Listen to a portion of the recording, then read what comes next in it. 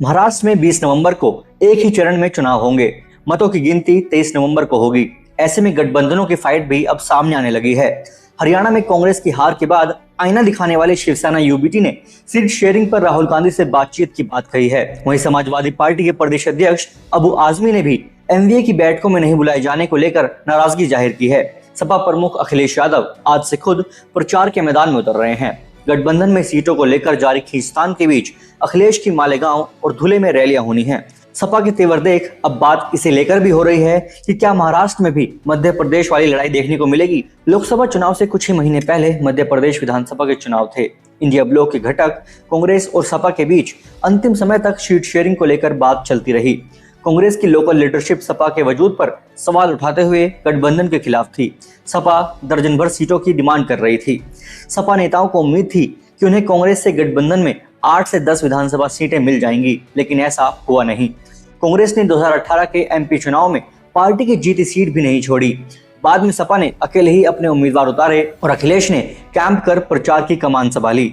सपा भले ही खाता नहीं खोल पाई, लेकिन कई सीटों पर कांग्रेस का खेल जरूर खराब कर गई। अब महाराष्ट्र चुनाव में भी वैसे ही हालात बनते नजर आ रहे हैं। सपा दर्जन भर सीटों पर दावेदारी कर रही है।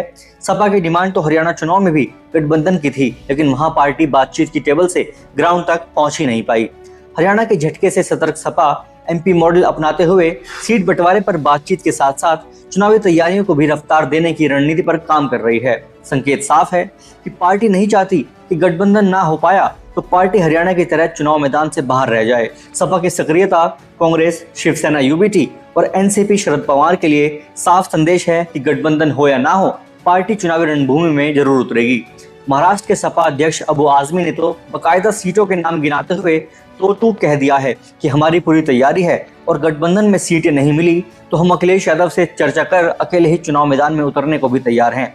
उन्होंने ये भी कहा है कि सपा अकेले चुनाव मैदान में उतरी और मुस्लिम वोट बटे तो इसके लिए एमवीए जिम्मेदार होगा।